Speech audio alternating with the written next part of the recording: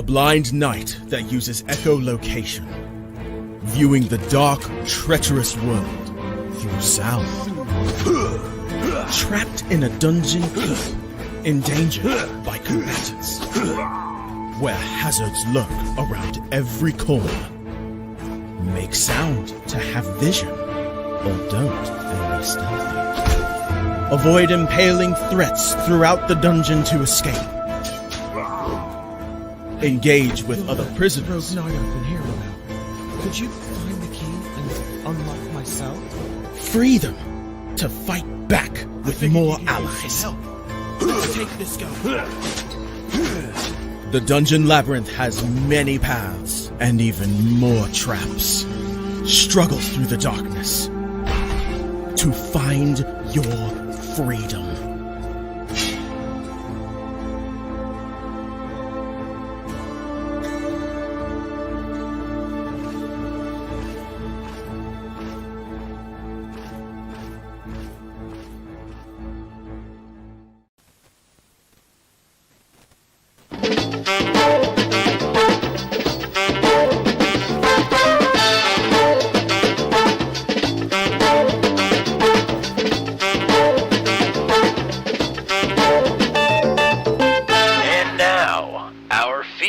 Presentation.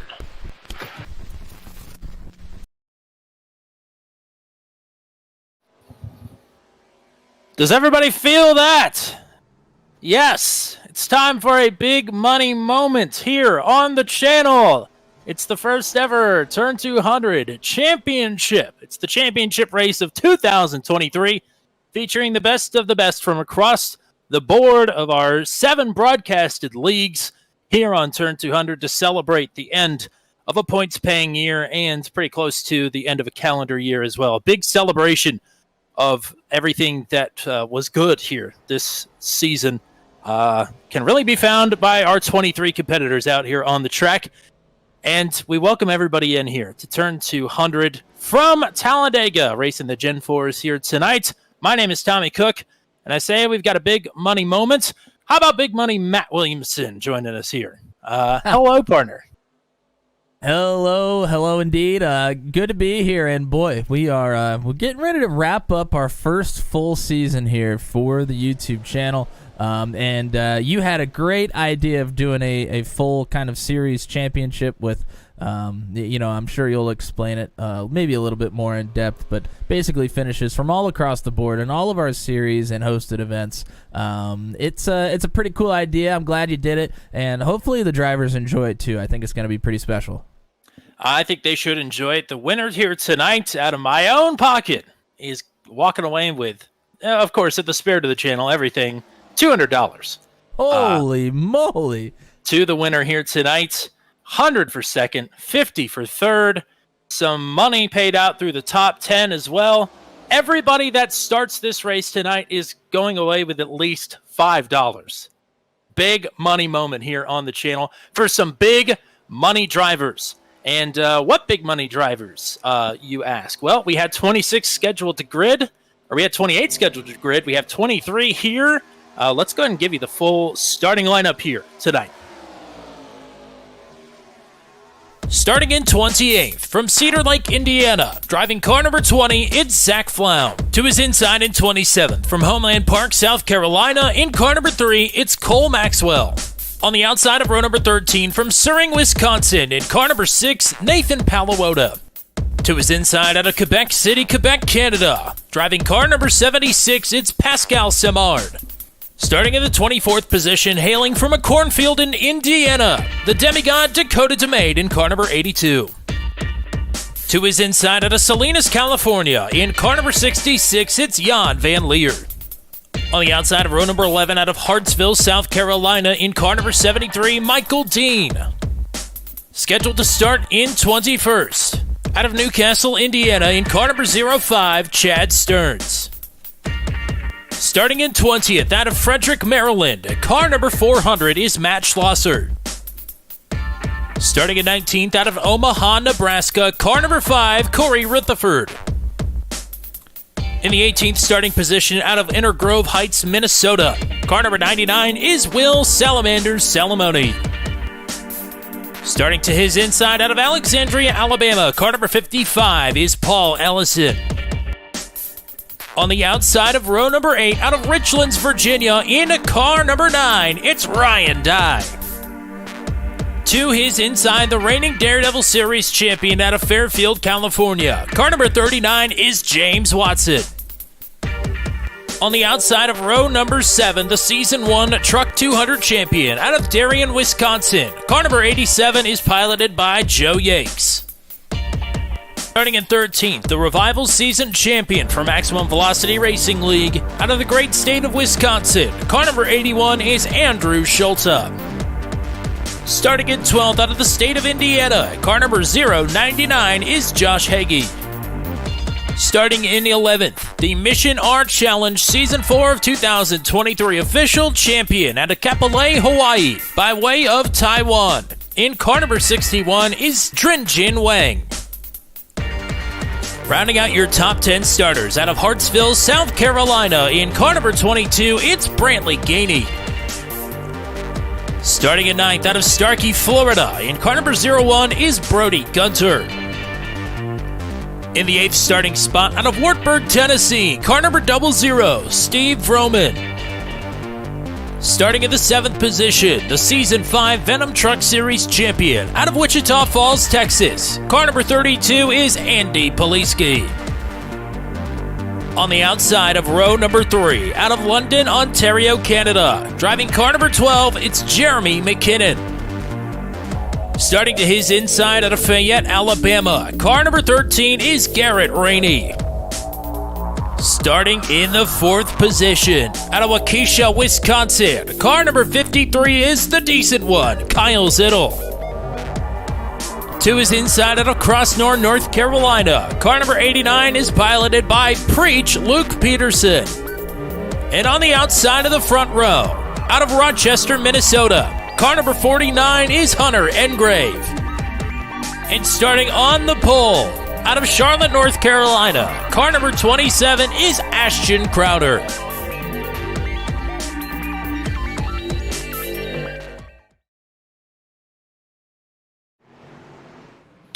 So out of that starting grid, unfortunately, it looks like we have lost Andrew Schulte, Michael Dean, Will Salamone, and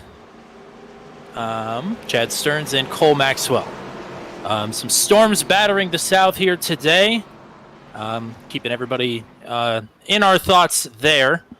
But a couple of the drivers we were concerned about are here. A couple more that were on that list obviously are not here tonight, but a couple of them had some things to do here tonight and were late exits. Matt Williamson, as we're pacing around, it's a beautiful day here in virtual Talladega, Alabama. What are the weather conditions and what are these drivers up against here tonight? Well, it's a clear day, but it is a hot day. The track temperature is 135 degrees, which is quite warm. And with these cars, the Gen 4 Cup cars, tires will become much more of an issue than they would be on any other NASCAR, other than the 87s, of course. But any other current day NASCAR car, it really wouldn't be a problem, but is a little bit more here with the Gen 4 Cup car. We have 75 laps here tonight. It's going to be a two-stopper, but if we get a couple of cautions in the right places, you might be able to stretch it into a one-stop race. So that'll be something to look forward to here as well. And one fast repairs, so these boys can really get after it.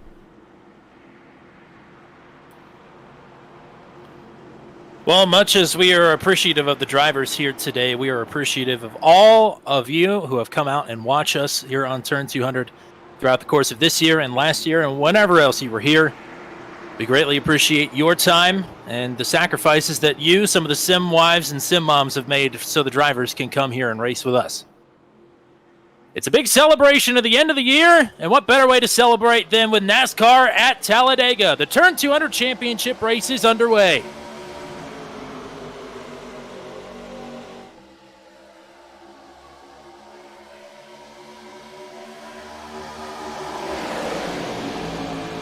Luke Peterson with the early jump here to second behind race leader Ashton Crowder. Several drivers from multiple different leagues who have never raced with each other. Well, they have just found themselves in a peculiar position, to say the least. Yeah, and with a little bit of a car that I'm sure some of our drivers aren't really all that familiar with, this Gen 4 Cup car, a lot more horsepower. You can't really push the bump draft like you can in the other NASCAR vehicles. So it's a much different test than the drivers are used to here around Talladega, but it should make it exciting. I think the extra horsepower is what makes it a little bit more exciting than your normal race here at Talladega. Race leader Ashton Crowder right now leading the pack 195 miles an hour. And he leads lap number 1.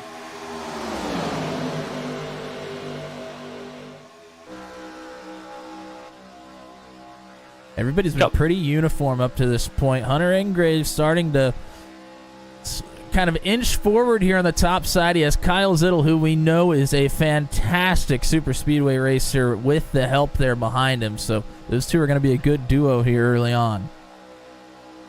A couple of people have donated some of the prizes here tonight.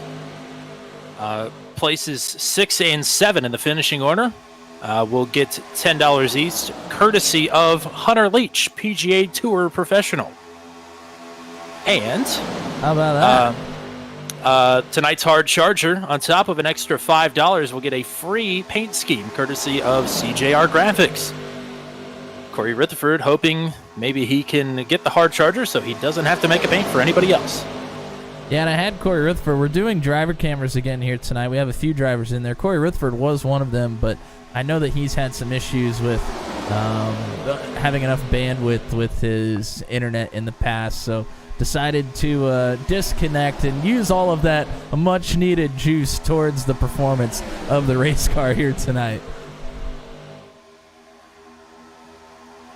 Hunter Engrave and Ashton Crowder, side by side up front. Those two have stayed pretty even. You see Matt Schlosser working the third lane early on here tonight. Really no surprise from Matt. In the times that we've seen him at a super speedway, he loves running that third lane with whoever will go with him.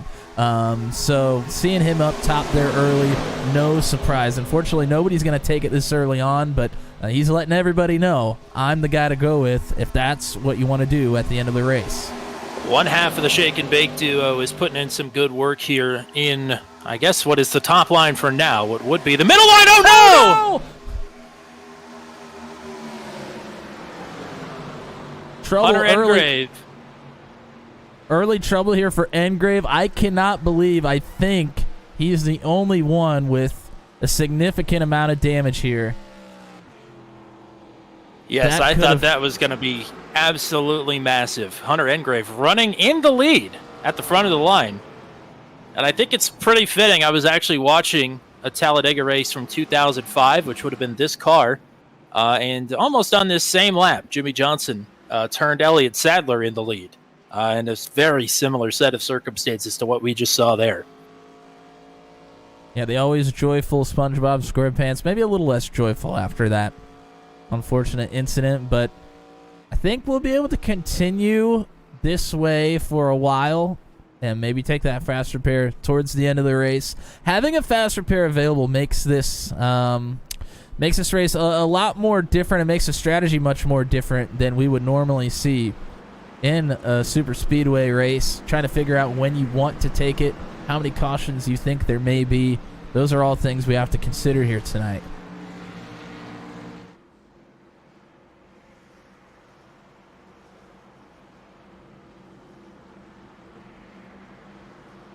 I'm going to go ahead and run back that replay here. Go ahead and back it up just a little bit. Mentioned throughout the opening laps that bump drafting almost not possible here with this car. It just doesn't really work. We see Zittel get into the back of Engrave a little bit here as they're coming off of turn number 4. You can really see it there on the front end of Kyle Zittel's car, just how lopsided this car is. They call it the Twisted Sister for a reason. Yeah, you see Kyle just makes a good amount of bump drafted contact that in any other car is doable. It's just not doable here.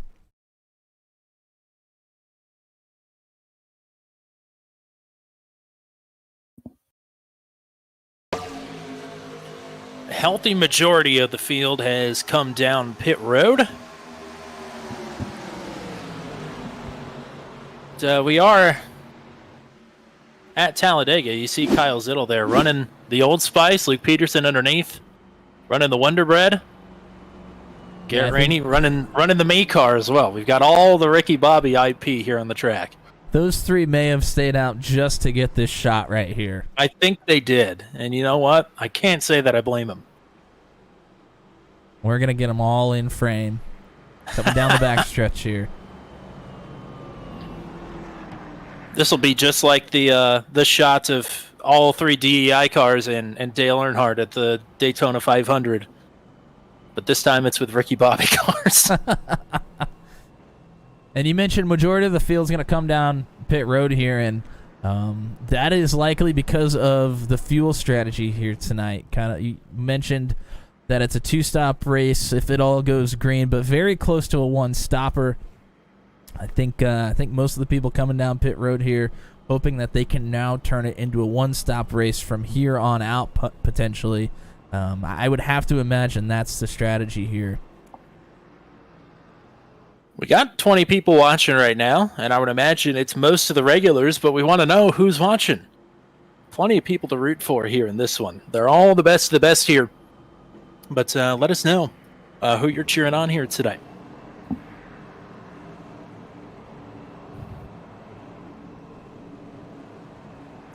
How about Joshua Heggie? Supposed to be running the 099 tonight. I don't know what happened. I'm sure it was on my end. So he scored his number 16. But he was the last person to accept an invite into this race. And doing a nice job here, all the way up and fourth. Only place we see him is on the ASRL Sports Car Championship. So a little bit of a different car than what we've seen him in the past. Yeah, and starting, or rather in fifth at the moment underneath is the 87. That is Joe Yates, somebody we haven't seen on the channel in quite a while. He was the season one, the inaugural season of Truck 200. He was your champion and did not return for season two.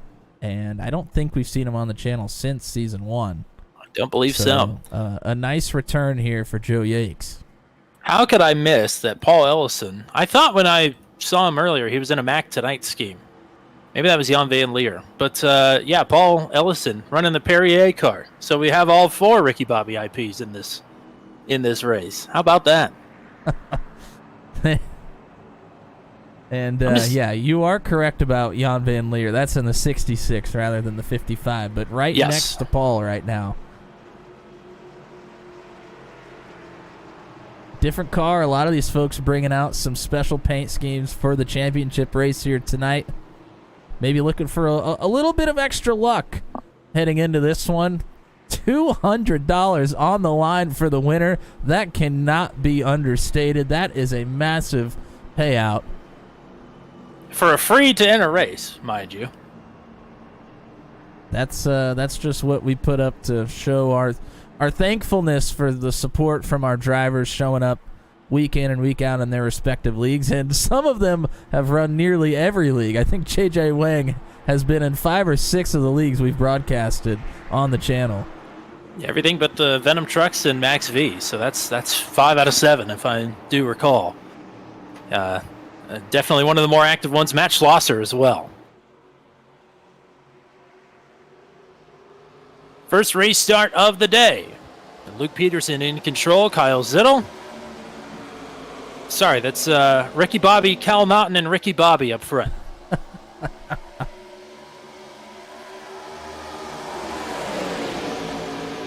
The restarts in these cars can be a little bit more hectic. You got more horsepower. You can't bump the person in front of you. You have to be extra careful on the restarts here, and I think you're seeing a product of that. This restart's gotten pretty spread out when you get past the top 10 here. Josh Hagee pushing Kyle Zittel out.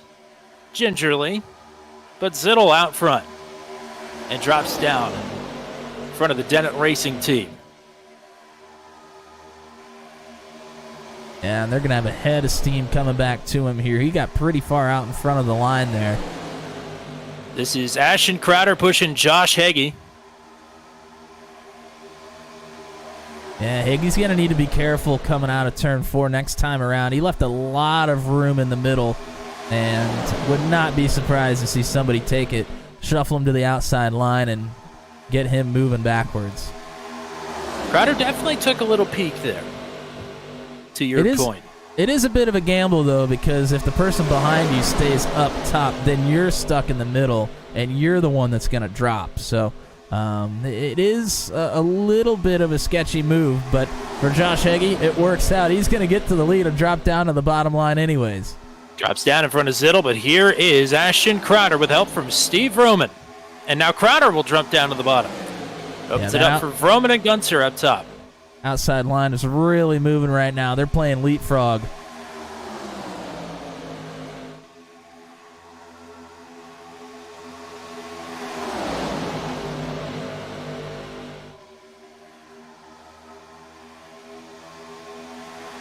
Steve Vroman, winner of the inaugural Truck 200 race right here at Talladega. Also got a Venom Truck Series win, a long-awaited one at that this season. And a classic Home Depot paint scheme, bringing a bit of luck hopefully here.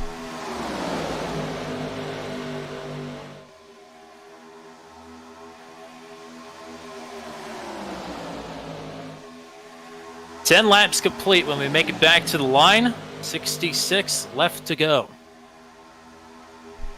Ryan Dines helped us out here tonight. He's running one of the driver cameras here, so we'll take a look at Ryan Dye. Go to the cockpit. He is in the Birds Aren't Real Chevy tonight, and hoping to take it to victory lane. You take sponsorship money wherever you can get it.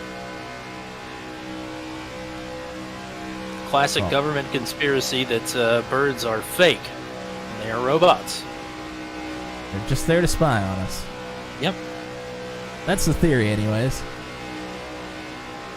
Ryan Dye is just here to spy on us, I think. So it all works out. Well, actually, we're spying on him right now, so. True. But that is consensual. He forgot he was running a webcam.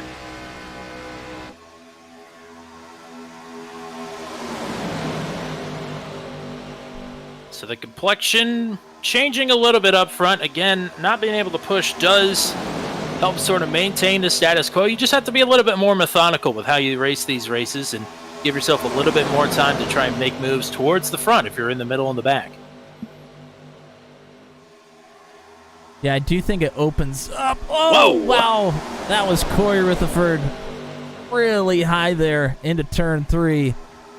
And it might be on purpose. He had an opportunity to get back down and has not taken it. So maybe just trying to get to the back of the field here and ride around for a little bit. Everybody is in touch with the lead pack here. All the way back to Zach Flam in 23rd. Here we go. We're starting to go 3 wide inside the top 15 here. That's Nathan Palawota. Palawota made a lot of aggressive moves in the Venom Truck Series at their season opener this year, and it got him the win. And I do believe the driver in front of Nathan Palawota on this top line is Brantley Gainey. Let's see, we got Lindsay G in the chat. Yeah, Gainey jumped on the opportunity. He must have been waiting. Crowder turned! Crowder made a move to try and block Steve Vroman, and Crowder goes spinning and takes Joshua Hagee with him. Yeah, both of them hit the inside wall pretty decently hard there. Hagee's going to go straight to the pits. Lots of damage there to the 16. Crowder, maybe not a whole lot of damage to the wall or contact with the wall. Looks fairly clean. A little bit of damage on the left front side here.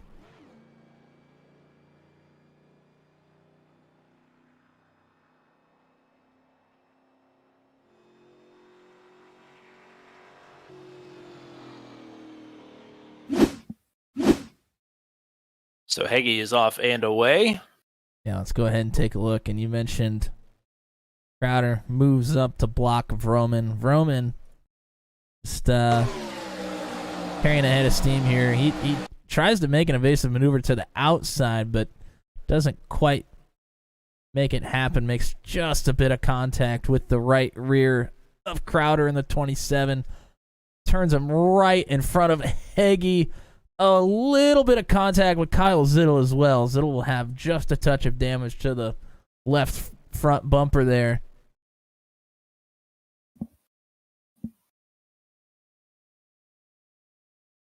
Heggie, big contact with the wall. Crowder actually does not make contact with the wall, so that car's probably still fairly clean here.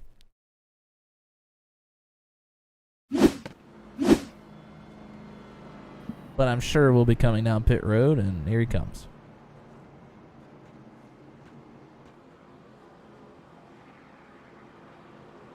Lots of drivers making an appearance on pit road here.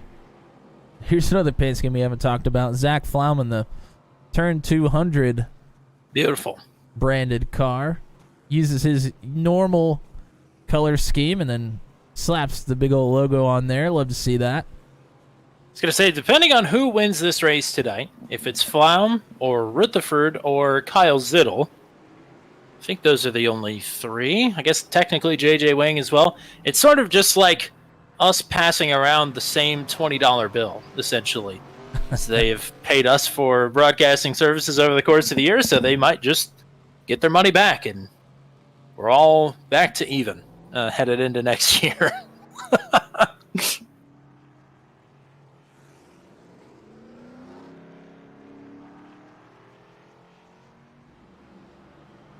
Oh, Matt Short was in the Broadbent charity race. Were you racing against Verstappen, or were you just watching?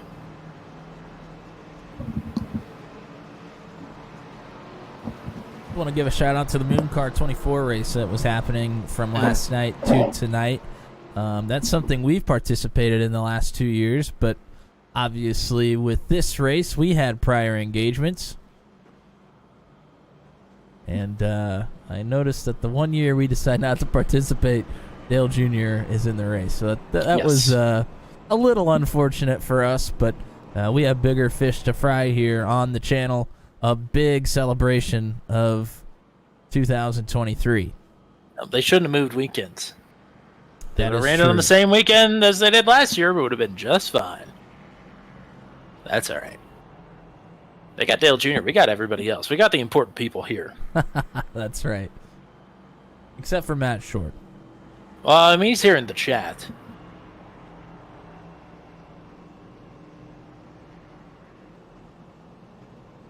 Is it true that Max Verstappen paid £500 to, or 500 euros to get a safety car in the race? That's what I heard. I wasn't watching, though. And just for the record, if anybody wants to pay me $500 right now, I will throw as many cautions as you want. We'll go under caution the rest of the way until green, white, checkered. And then I'll throw a caution for you. Just so we're clear. I think the drivers would like it very much, but I would love it. I want to highlight a couple of our other drivers that are running cameras for us here tonight. Always a treat to look behind the wheel a little bit more. Here's James Watson, farther back in the field right now. He's currently sitting, I believe, starting 17th on this restart.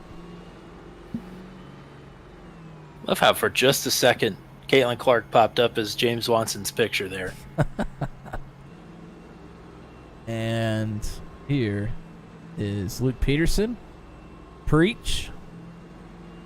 We know he's capable here at the super speedways.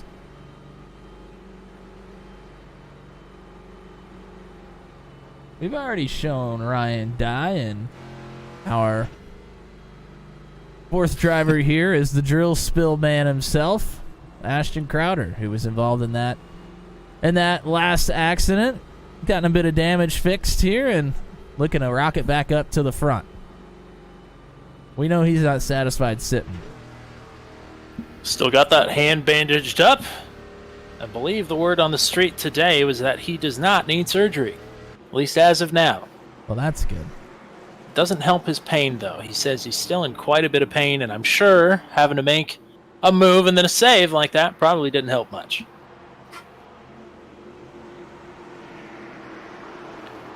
Pace car is in.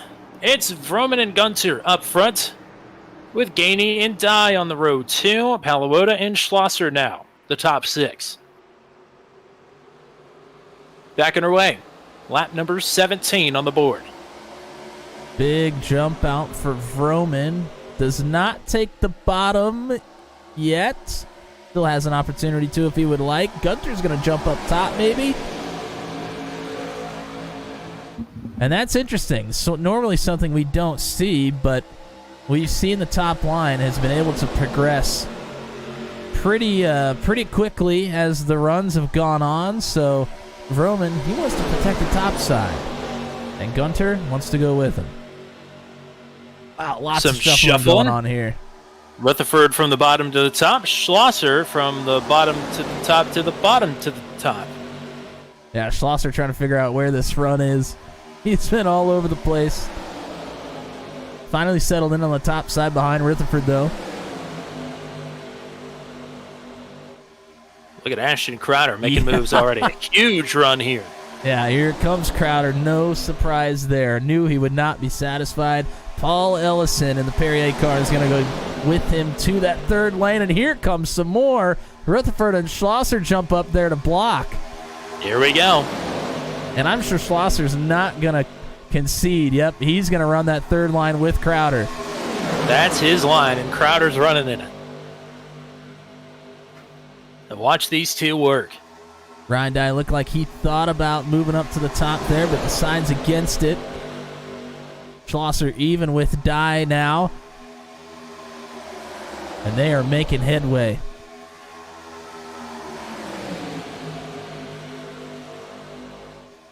Two-car tandems, Tommy.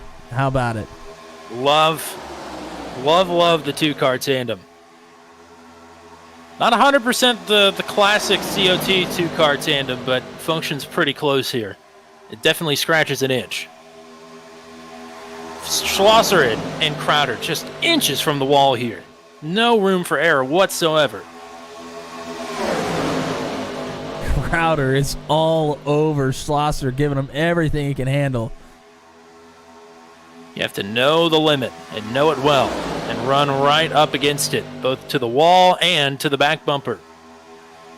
Garrett Rainey and Paul Ellison now, the Alabama gang themselves, pulling to line on the top line, and we are 3 wide all the way through the field. Be a good time to remind everybody, we've got one faster pair. Well, that was going to be my point. Just when you think things might settle down, we've had a couple of early cautions here. Not almost had one there. Not going to happen today. Schlosser goes from all the way up on the top line down all the way to the bottom across lanes of traffic. And now he's dropping back to Brantley Gainey. That'll back the bottom up here a little bit, and they continue to stack up. It's Gunter and Vroman without much help here, pushing ahead. Crowder now with help from Rainey up top. See the... Oh, Joe Yakes, I think, just tagged the wall there from the top line. Either that or he is rolling out of it. Third line starting to get some more numbers here. A few cars up there on top. Got a good look at Crowder's left side. He did not get the damage fixed with a fast repair, so still has it in the bag. Oh, Rainey. Oh, a little bit wiggly up there. Oh, we do have one in the wall. I think that might have been J.J. Wang running an EV livery on that car. Looks great, though. The EV King. Tam Miglin said it himself. The best EV driver on iRacing. He is the champion of the last season, so I can't argue with that. Yes, indeed. Statistically, the best electric vehicle driver there is for the next 12 weeks. How about this move from Brantley Gainey? From behind Schlosser up to the middle in front of Roman, and now Gainey has put himself back up top. Yeah, this car is really fun with the runs that you can create some separation. The rubber banding effect that happens. Whoa. Gainey might get hung out here. Roman's going to look up. Oh! Waits up. Gainey blocks. There's trouble. There's a big one. Roman hard in the wall. Schlosser hard on the outside. And now the inside wall. That's going to be a fast repair used probably. Some good maneuvering. Only a few drivers pick up 4Xs there, but certainly some huge hits, like you mentioned. Poliski with a meatball. Steve Roman was up in the wall for an extended period of time as well. Wasn't a huge hard hit, but certainly some damage there as well. I'm sure Vroman is thinking, why me? That's the second caution in a row that has happened. Some indecision on the front bumper, and it doesn't take much. Yeah, when you start getting some aggressive blocks like that, it is not going to be long until there are problems. Well, the two courses there are either the leaders end up 4 wide with Gainey getting shuffled out, or Gainey makes a move and isn't quite clear.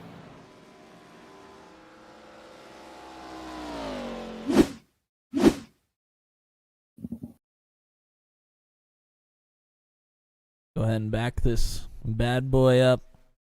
Try to get a good look here. You can see Vroman, he's trying to figure out what he wants to do. He has an opportunity to stay with Gainey in the middle, but has a good run. So he's going to jump up out in front of Crowder, but Gainey wants to try and block it, but Vroman's already there. Gainey was not clear to make that move. Vroman tries to do what he can to keep the incident from happening, but it's too little too late. Vroman goes back up top in front of Crowder. Schlosser down to the bottom 2 rows. Palawota makes big contact with Poliski. That's what sends Poliski flying. Gunter with a spin there as well. Schlosser comes across all lanes of traffic, not touching a soul until he makes a little bit of contact with Poliski here on the bottom. But you're right. Everybody else does a pretty decent job of getting through fairly cleanly here.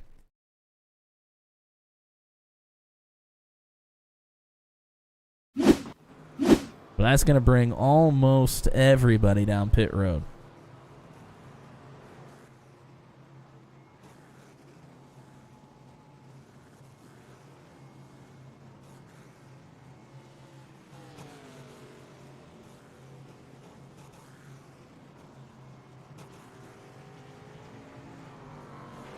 Poliski, the only driver with a meatball flag, like we had just mentioned. What, half a lap or a lap and a half before? A fast repair is in play here tonight. That is what is in Poliski's future right now. Other drivers that picked up damage in that accident: Nathan Palawota, Steve Vroman, Ashton Crowder, Brantley Gainey, of course, Matt Schlosser as well, Kyle Zittel, Brody Gunter, Garrett Rainey, and Jan Van Leer all got at least a piece of that, if not a bit more than a piece. They scooped some of the frosting off of the side where a piece of cake once was. Yeah, some of the drivers with an extended stay on pit road here: Paul Ellison, Brantley Gainey, Steve Vroman, Poliski, like you just mentioned, and Ashton Crowder. Crowder, of course, already had damage. I'm not sure how much more he was going to be able to repair before he got more. Yeah, definitely some more there. I think from the last incident is most of what needs to be repaired there on the 27, but should be able to continue with not really any power deficit compared to everybody else. Something just happened to Paul Ellison. Not sure what, but he is blown up. What happened here? Interesting. Maybe a money shift? Because I'm not seeing anything. And that Luke Peterson over the radio says a money shift. Wow. That's an unfortunate way. Unfortunate way to go. Paul, in an offensively French accent, says, "I am not familiar with your American gear shifting." Oh boy. I think Paul I don't think Paul has used his fast repair up to this point. No, he but shouldn't have, unless he accidentally left it on. That is something that when you're not used to having one available is very easy to do. Most of these drivers never have to think about it. In all of their respective leagues, fast repairs are not a thing. You wreck it, you're done. Certainly not here on, or at least our controlled leagues anyway. No fast repairs. Because that's just not racing. But, we're racing for fun here tonight. We're not racing for racing. Racing is secondary to camaraderie and friendship for at least 74 laps here tonight. Yeah, I was going to say, here's my question. Where does money come into that conversation? Because there's quite a bit on the table here tonight. Yes. Everybody who starts here tonight is walking away with something. $5 for everybody that finishes from 11th down to 23rd. Some bigger prizes as we move up from 10th on up to 1st, which will have $200 for the grand prize here tonight. And major bragging rights. And some pretty darn major bragging rights. Not sure this is the best way to do it, but basically cementing yourself as the best driver that was on turn 200 in 2023. Now, statistically, the way that this field was calculated was through a point system that I made that kept track of every single race that we had on the channel here. The statistical best driver on the channel was Nathan Reynolds, but he is having some family time here tonight, I do believe. So, statistically, he is the Turn 200 champion, but this is going to be for the championship race trophy, not the actual points championship. So still some major bragging rights. You were the best on December 9th of 2023 against the best of the best here that the channel has to offer. Joe Yakes and Joshua Heggie. That's a fun front row for us. We're back underway. Well, if you go by NASCAR standards, whoever wins this race is the champion for the season. Champion. Yes. There are a couple more than 4 people here, though, unfortunately. I see, I think it's Pascal Samard's running a nice big Turn 200 logo as well. Love to see that. Love that. I was happy to get Pascal here. Oh, and somebody's going to get caught out. Looked like Jan Van Leer almost got caught in the middle. Ashton Crowder on the outside looked like he was going to have some help from others, but everybody decides to stay in the second lane. So Crowder will continue. Yeah. Not yet. If some of the other lanes don't necessarily know how to keep the momentum going without getting into each other, there can be some big checkups within the lines. And if you're out there on a line that you can just put the pedal down and there's no checking up for you, you can gain some ground here. That's exactly what Crowder was able to do. Ryan Dye rolling out of the pack. As Heggie with the lead. Kyle Zittel, first driver on the top line here. With Pascal Samard right behind. Joe Yakes pushing Josh Heggie. Interesting move from Ryan Dye, someone that told us he was going to push as hard as he could to give us a show. Am I trying to egg him on? Yes, I am. Calling him out. Unfortunately, I don't think he watches live because it's a distraction, which I don't blame him. Usually if I'm racing, I don't like watching the broadcast, or at least listening to the broadcast live either. I did, and that's why it wasn't very good. What can I say? I'm a broadcast guy. But it is a decent way to get some information. So it's a double-edged sword, I suppose. Well, here's the information I've got for the drivers right now. Side by side. Thank you. Oh, and here's Crowder. Ducks out of line. Found himself a nice gap, and now pulls right back out of it. He's trying to go at it again here, all by his lonesome up top. Yeah, interesting. Nobody has gone with him this time. The last restart, there was a plethora of drivers eager to jump to the top side with him. This time, not so much. Maybe some of them have had to use a He's faster pair. I know at least a couple have. He's going up the middle now. So he will move Luke Peterson out. Interesting. And the first time we're seeing James Watson up towards the front of this field as well. He's in the top 10 now. Here's a look at Luke Peterson on the in-car camera. Crowder going to look up the middle again. And this is what we talked about early on in the race. Oh, Pascal, that was awfully close there. Crowder rolls out of it. Yeah, Samar did not like that move. But we talked about it early on. If you leave too much space, somebody is going to take it. Yes, indeed. Now Samar might be getting shuffled out boy. here. We'll find his way back in the line. As Joe Yakes is now the leader with help from Kyle Zittel. Yeah, those two on the top were able to move down. But now Palawoda's going to jump out in front of the second lane here and see if he can catapult himself. I do believe Crowder and Palawoda, at least at one point, were in the same voice channel. So they may be formulating a bit. Yeah, a couple of drivers I don't think are really that familiar with each other, but Nope. have are now working together by proxy. I can't imagine they would have ever spent any time on the track together before right now. And I We'll did see what they read can accomplish. They were both in the general channel, just looking for somebody to talk to, and now they found themselves being able to work together. Of course, Palawoda, the most recent winner on the channel in the Venom Truck Series, won at Bristol last Tuesday night. It's a big good way to follow that up. So he gets the push from Crowder.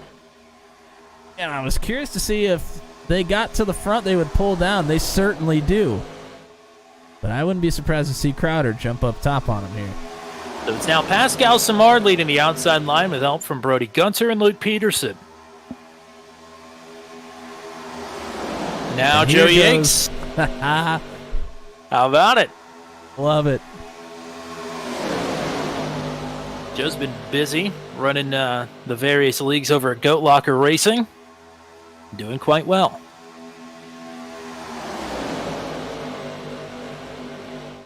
We sort of caught him in Season 1 in the Truck 200 Championship in a bit of a GLR hibernation period. So now that they're running back at full force, we've not seen Joe since the Checkers dropped at Auto Club in Season 1. So it's great to see him back tonight. Of course, winning the championship, he was automatically locked into this race, as were all the other drivers that won championships on the channel this year.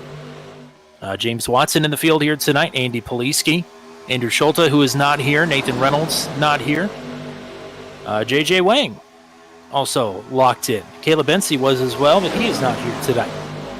Running the 25 hours, 23 hours of Zolder, I forget which number, but he and Gavin Sanders, I think, are both running at Zolder tonight. That's why Sanders is not here.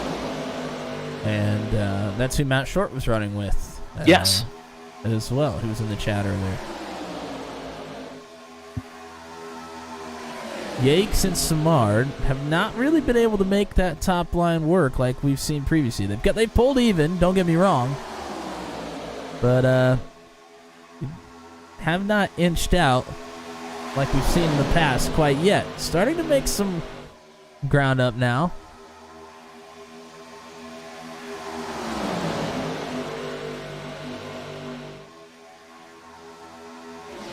So nearing the halfway point of this race, still with service left to go. And wow, that was tight there. Peterson down in front of Hagee. And now Schlosser's moved up to the top. I believe that's JJ Wang with him.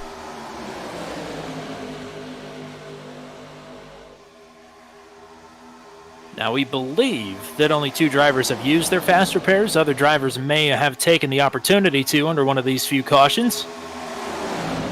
But only two drivers have been required to do so up to this point. So who knows how many are floating around here.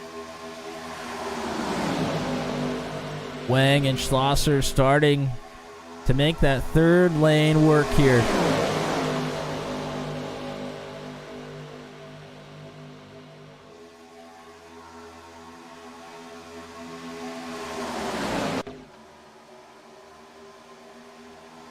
See a lot of drivers still just kind of hanging out there on the bottom line. A couple of them that have taken their fast repairs, hoping to make it to the end. Meanwhile, about 15 drivers are duking it out, all in the pack up here in front.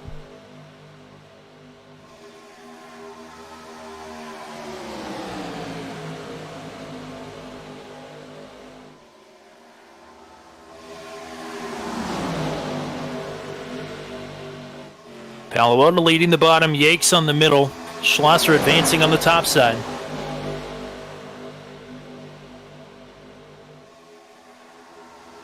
And we're 3 wide again. Not quite as deep on the top line here, though, as we were last time when things went kaboom.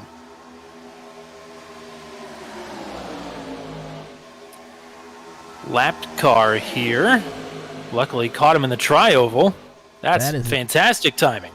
That is Andy Poliski, who had major damage after the last incident. He had a meatball flag, though. So I'm wondering if he maybe just didn't catch the pack in time. Not sure what's going on there with Poliski. Yeah, that's just the first lap down. It's not like he stayed in for a few laps trying to fix damage, so you're right. Not quite sure. Maybe he had to tow. I didn't see that.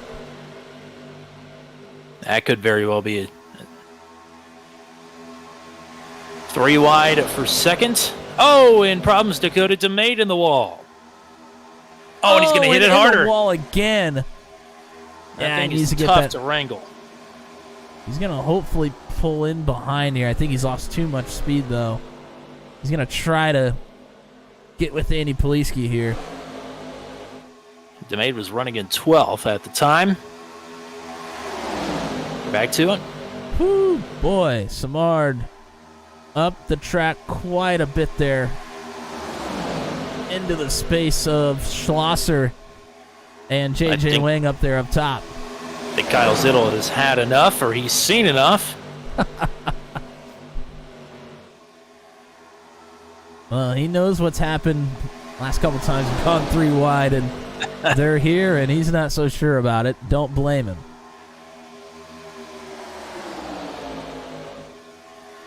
Crowder and Palo Alto have stuck to their guns on the bottom here and have stayed out front. I think this is the longest the bottom line has not been leapfrogged in the race. Certainly a good number of the drivers in the back here are keeping their distance. So that will definitely help the bottom line's case, to your point. Oh, Samard! Oh, that's a problem. Samard into Schlosser. Yeah, pretty big damage there for Schlosser. You can see whole right side of the car is pretty beat up. Gotta give a shout out to the paint scheme here, though. That back bumper says thanks, turn 200. Appreciate that. Thank you. Thanks, Tony. Thank you. But that's going to be some damage that needs to be fixed for the 400 here.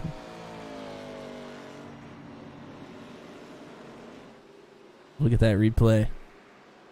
Set up for you. We saw Samard and a few other instances come up the racetrack there in the turns.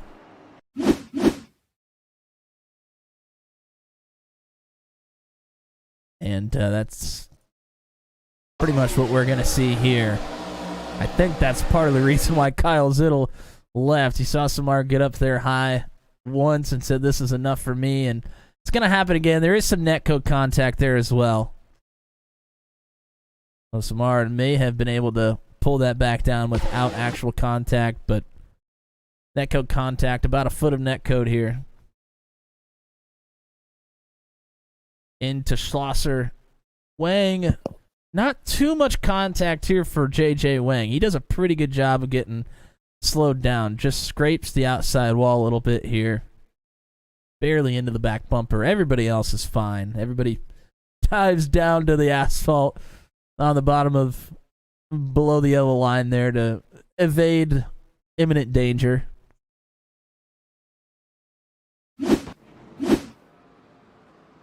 and now the floodgates for pit lane are open.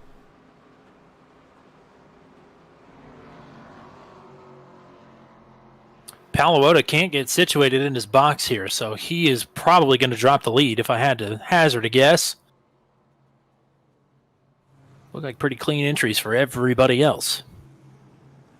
Also, thanks to anybody that's out there watching here tonight. 20 viewers right now, it seems. Appreciate the support. Hope that you are enjoying. Oh, Ashton Crowder. Playing a bit of games or stalled it out? Yeah, that was interesting, to say the least. Pulled out of his box. He has the number 1 pit stall here, but a little bit of a hiccup on exit there. And while we've got a pretty decent chunk of our audience here, I think it's time to make an announcement. What do you think? Uh-oh, announcement time, huh? So, some folks will remember how the 2023 season started. It was actually this weekend in December of 2022 was when the 2023 season started. And it started with an event put up by Alpha Prime Racing called the Daytona Charity Shootout. You'll notice that is not happening right now. This is the Turn 200 Championship race. But the Daytona Charity Shootout will be back on Saturday, January 6th. All right. And not only will it be back, it'll also be here. Should say that as well. It's not coming back and going somewhere else. The NASCAR reports, Alpha Prime Racing, Daytona Charity Shootout is back for, I believe, its 4th go-around, but it's 2nd here on Turn 200. So that'll be on Saturday, January 6th. Very, very excited for that. Some of the best of the grassroots ranks of NASCAR and sim racing will all come together right here on Turn 200. And could not be more excited for that. Also, a reminder, I'll let you get to that in a second, sorry. A reminder that we are still looking for drivers for next Saturday night. We are having the ASRL Turn 200 co-sanctioned 2.4 hours of Watkins Glen here for Toys for Tots. So it's a charity race next Saturday night. We need drivers. We need them desperately. And we have opened it up to the public now. So you're somebody who is not on track here tonight, or if you're somebody who's on track here tonight, and you have not signed up for next Saturday night and would like to do so, we'd love to have you. Charity racing for Toys for Tots next Saturday night. I hope to see you there. Sorry to cut you off there, Matt. I just wanted to get that out there while I was thinking about it. Yeah, no, I appreciate that. Yeah, definitely looking. It's for a great cause. Need some more drivers. There is a small entry fee. But well worth it. We're not keeping anything. ASRL's not keeping anything. It's all for charity. So it's well worth the money. We would appreciate any support we could get as far as drivers goes and viewers goes for next Saturday. But also, and I believe this is probably still the case, but I haven't talked to you about it, so maybe I'm wrong. There is an opportunity for anybody not invited to the Daytona Charity Shootout to make their way into the race to race with the invites. Is that still correct? I have not heard that, but I can't imagine that it wouldn't be. So stay tuned for that. Because, yes, the open qualifiers were a big part of the whole shebang last season. So hopefully that is the case, but I've not heard that for 100% certain. But we will certainly keep you posted on that. So we want to see as many Turn 200 regulars as possible in that race. We got a few in last year. Of course, Kyle Zittel won the open qualifier after he had won his heat race already. Will Salamone raced his way in. We got to see Brad Saxton almost race his way in and then get launched into the stratosphere. So hoping for more of the same here on January 6th. Very excited to get the Daytona Charity Shootout back on the channel here on Turn 200. And, of course, excited to get RJ Starcevic back in the booth here as well. I've been talking to him the last few days. We're both very excited for things to be happening here in 2024. But the best of 2023 are duking it out here. Across the halfway mark of the race, Brody Gunter is the leader. And James Watson on the front row here. Repping the National Racing Network on the hood of that car. Yeah, that's a great looking car, too. Love that. Not only are we more than halfway through the race, if we go green, I believe that should be the last pit stop. So this thing goes green from here on out. Everybody's out there to duke it out for the last time, potentially. It is going to be awfully close. But I think it's on the good side of close for now. As 3 long as green, you're not white the checkered leader. opportunities. Yeah, as long as you're not out front the whole time. Here's a big move from Joe Yates. Got a big run on Steve Roman, is looking to take it, but with no help right now. I like it, though. Some blocking going on in the bottom 2 lanes. Yates might be able to make up some ground here.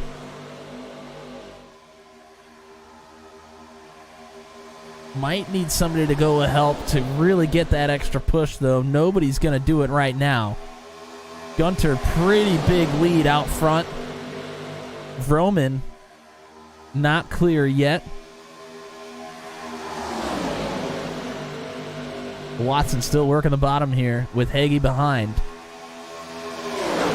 Satellite teammates in the Venom Truck Series, Gunter and Vroman. They worked a lot together at Daytona and Talladega. Sort of a hodgepodge here on the bottom line as Joe Yates is fading away up top.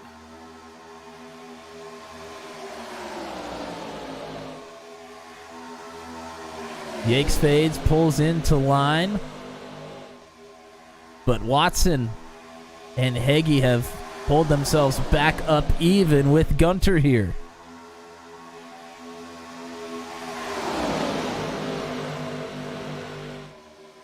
Also to point out, you saw Andy Poliski go a lap down right before the caution came out. He was able to get back onto the lead lap with the lucky dog. I believe Matt Schlosser has lost the draft, but everybody else still in touch here with the leaders. There's Watson with some momentum. Gunter can't cover it off anymore because Watson is here.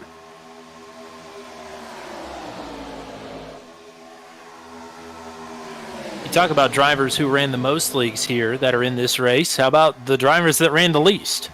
They're leading the front of the bottom line right here. Watson technically in 2 because he ran a couple of Mission R races, but really just ran Daredevil. And Josh Hagee's only run ASRL. Yeah, and of course Watson was the champion for Season 3 of Daredevil competition. Yes, indeed.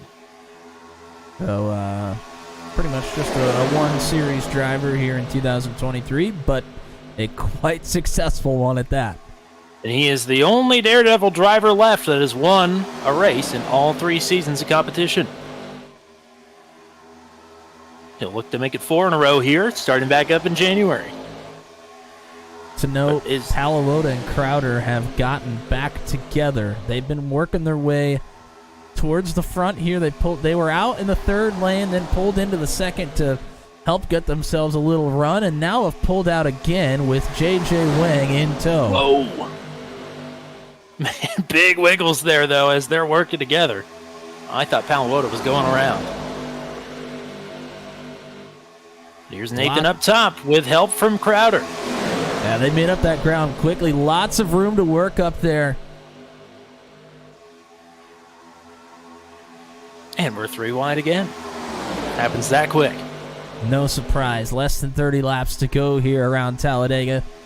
It'll take a little bit of time, but before too long, you're going to look up and go, oh no, I need to go right now. And they're doing it early on, so they don't have to do it later.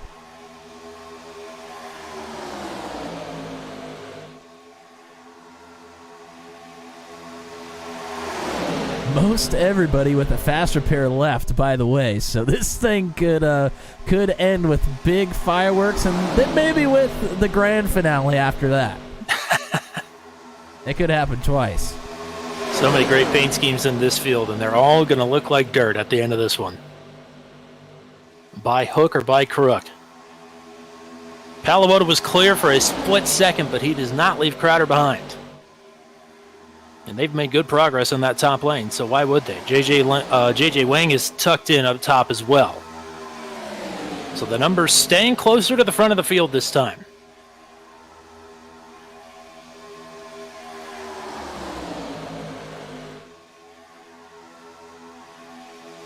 Yeah, there is a small group hanging out pretty far back from the pack here. Heggie moves up the track just a little bit. Almost a moment with Steve Roma, but keeps it clean here. Kyle Zittle's going to drop out. He does not like the 3 wide again. Made the correct decision the last time around. We'll see if it's a good one this time. Gonna say he might be the canary in the coal mine. That's the second or third time that he's called his shot. We'll see if it pays off. This is a look from the sky of the blimp cam here.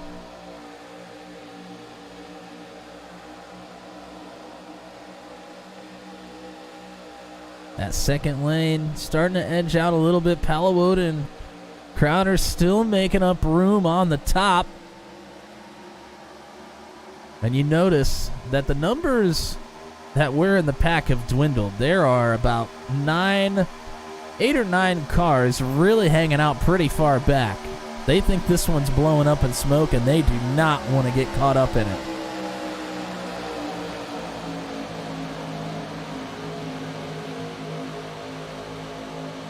Leaving themselves a lot of work here, though, if it doesn't blow up.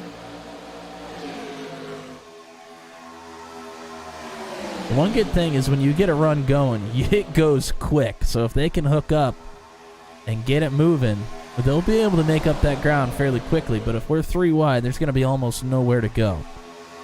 J.J. Wang ditches the top. The middle's looking pretty good right now. Yeah, they have it moving. They have more numbers than both of the other lanes. They just got to minimize the checkups. It seems like Roman and Gunter have done a very good job of that up front. That's where it starts. Then you have Jan Van Leer, Joe Yakes, 3rd and 4th at that line. They've been doing a great job as well. They've been able to propel that line forward, but as we say that, the bottom line is edged out a little bit here.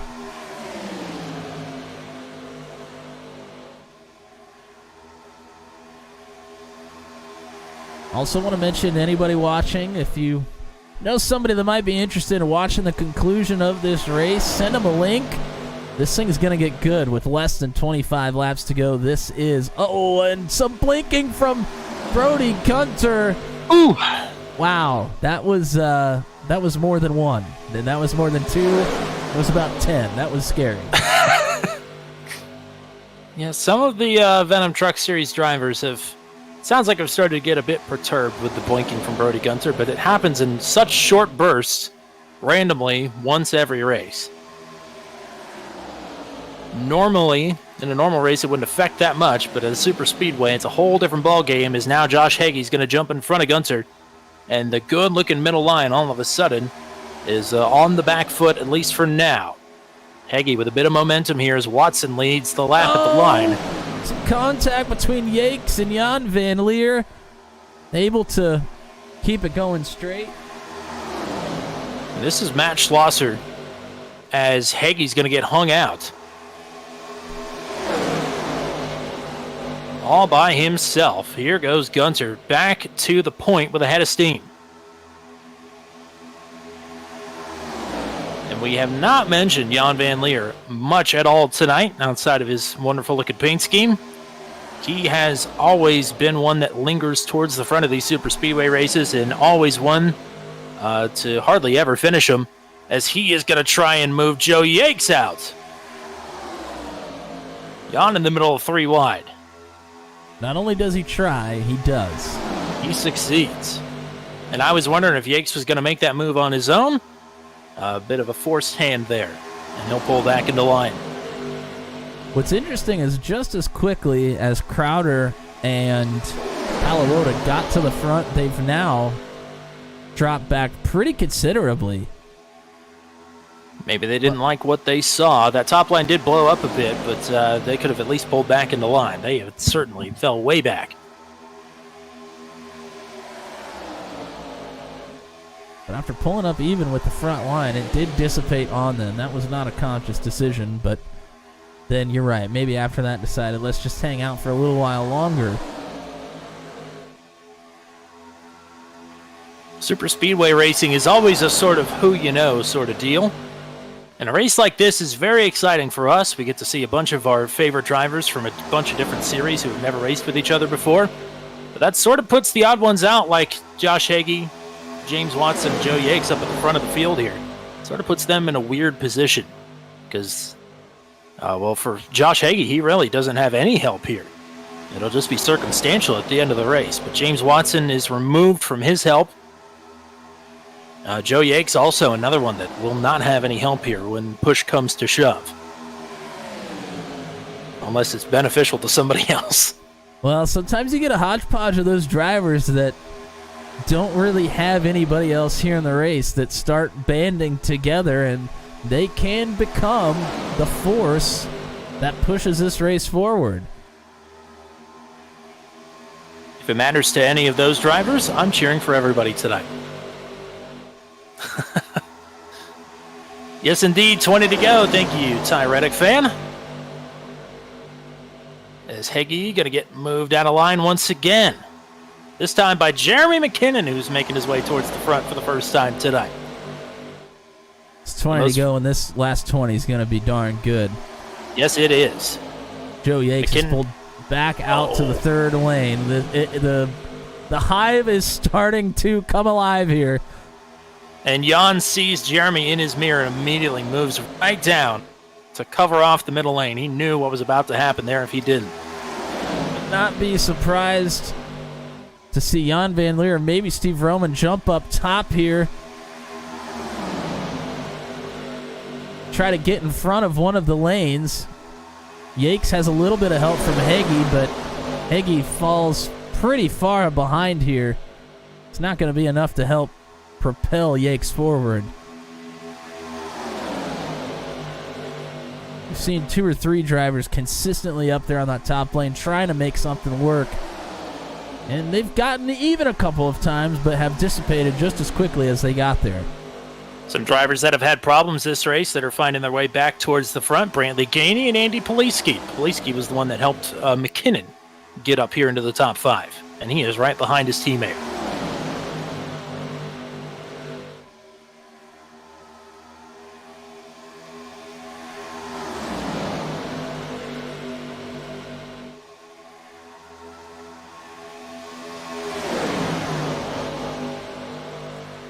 So tense. It always is.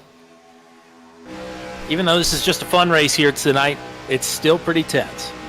It certainly is. Really haven't mentioned that Luke Peterson has gotten into position to be pushing James Watson. These two, I'm sure, have no history with each other. That's a pretty interesting pair up front here on the bottom line.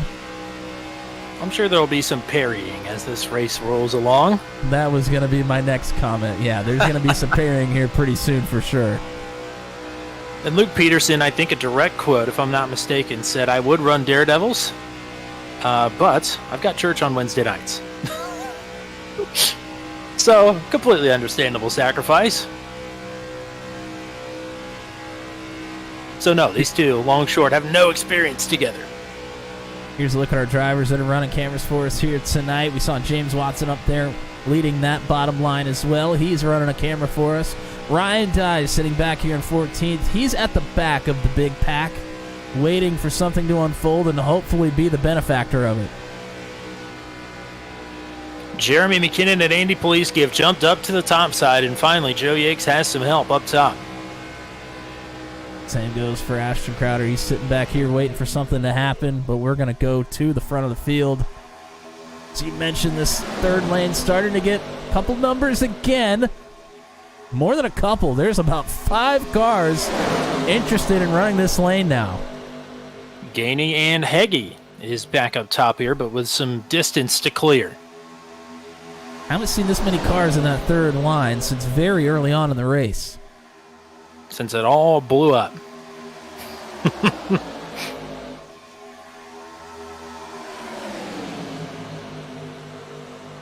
And you got Jeremy McKinnon and Andy Poliski, a couple of teammates leading the line. They are starting to move. Big run here. Watson clipped the apron there a bit. Bottom line going to lose out.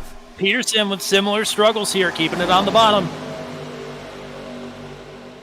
Yeah, Peterson up the track quite a bit there, but able to keep it going. Jan Van Leer does a good job of evading that as well. Pascal Simard's going to jump up to the middle, maybe up all the way to the top here. Vroman and Gunter are clear down to the bottom, and they will take it. Jan Van Leer is so close to being clear, but not quite. Wow, lots of shuffling going on here. That incident. Go ahead. That incident with Jan Van Leer kind of getting shuffled out by Peterson, that really shook things up with who had the runs in the bottom lane. Suffered from it. Watson goes backwards. Matt Schlosser has entered the pits from being 2 laps down.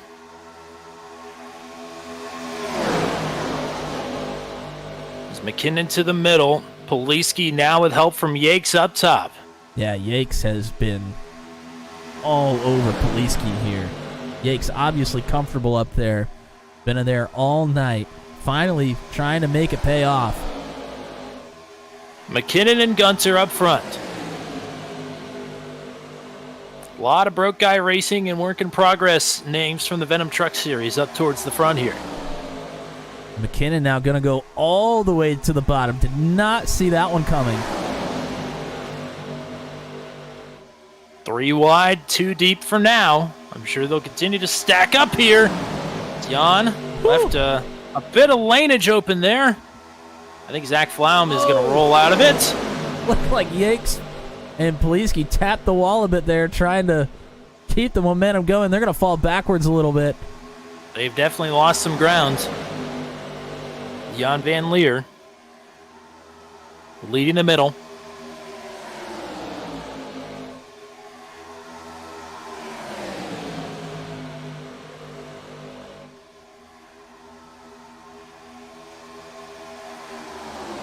I can see it now. It's going to take one driver trying to force middle when that outside lane is just a hair too high. And that's what it's going to take to blow this whole thing up. You've seen a couple of drivers come close to that already. It's not going to take much more to set it off. Jan Van Leer with a nose out in front, with help from his teammate, Brantley Gainey. Can definitely tell the intensity's starting to ramp up a bit here. It hasn't gotten crazy, but we're not far from it. Coming to 11 laps to go. The other question is, we know we're close on fuel. How close are we? Here's Vroman with a look to the middle. And he is going to maybe shuffle out Pascal Simard if he doesn't get hung out himself here. There's that move that's going to shake things up. Vroman to the middle. Middle lane's thinking about leaving him for the top, but he has help. Inches apart here. And Jan back down, leaves his teammate to cover off the advance from Vroman.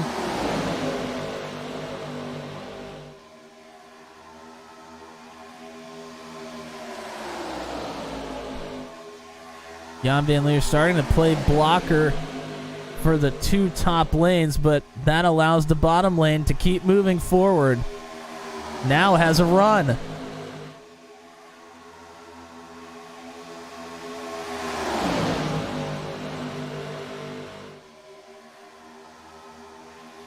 Ten to go.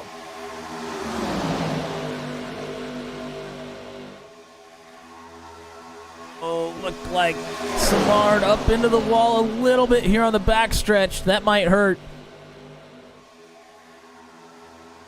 Third lane starts moving backwards now.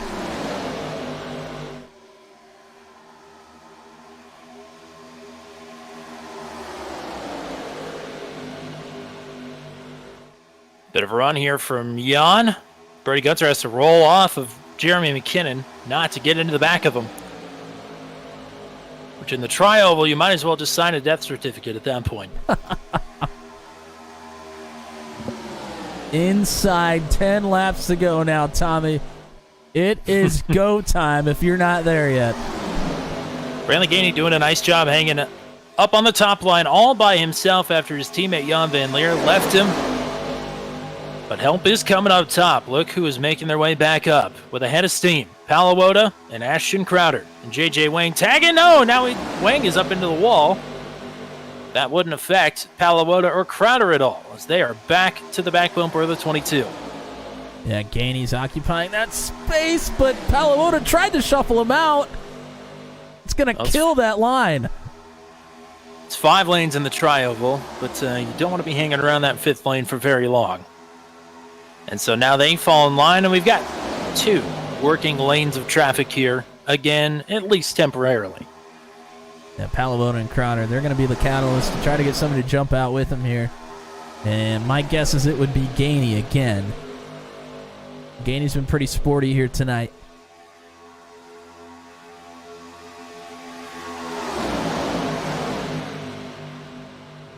Simard at least throws a monkey wrench in the gears there.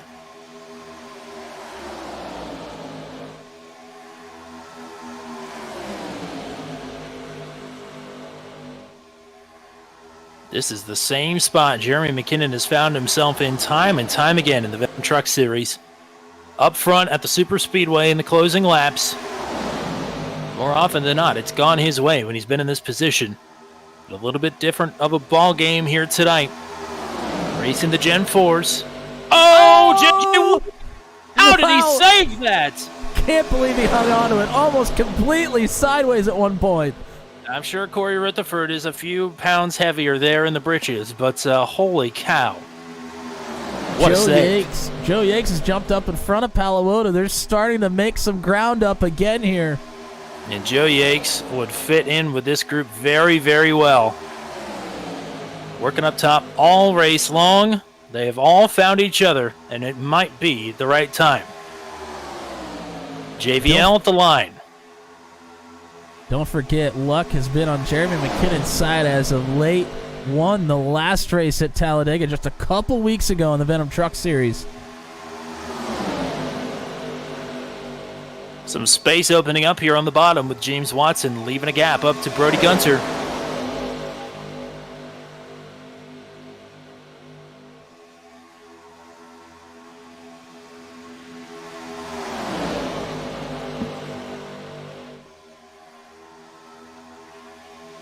And to Tyler Reddick fans, comment in the chat. I honestly can't believe we've made it to 5 laps to go. I was going to say, almost jinxed it. Not that we're not accustomed to that here.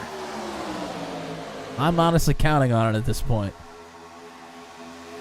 5 to go. All of a sudden, Ryan Dye is back in the picture. He's pulled up top. He's behind the 27 of Crowder. 12 and a half miles. Do we have enough in the tank? Are we going to make it that far? Without the big one.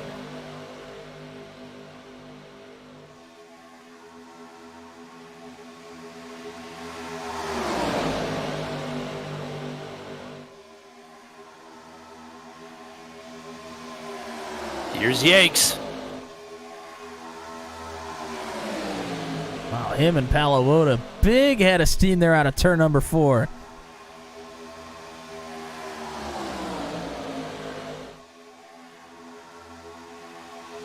These Wisconsin drivers know how to fight each other. Oh, Gunter hits the apron there, a bit of a bobble. That does not help Jeremy McKinnon here. The runs are on the top and the middle, down the back stretch. Here we go, Tommy. This is crazy. I love it. I love every single one of these drivers, and they are about to not love each other here in the closing laps at Talladega.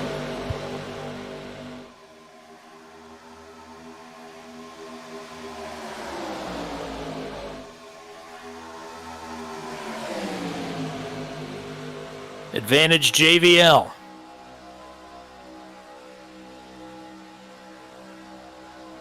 Three laps to go. Kyle Zittle's pulled back up into the lead pack here. Just about everybody that's been hanging around for this race is moving into position, hoping that it's not too little too late.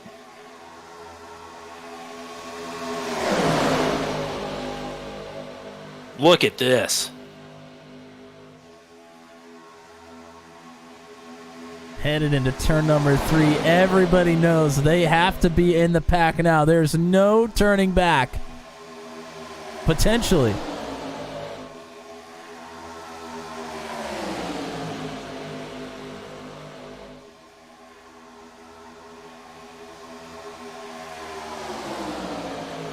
Yates, Van Leer, and McKinnon. 2 laps to go. Bottom is fading. Top is surging. It's all on the line here, Tommy. $200 to the winner of this race. And they know and it. a lap and a half to settle it. Big wiggles here from Paluota and Vroman. And they are right next to each other. Lap car coming up. Hopefully we'll just pull down on pit road.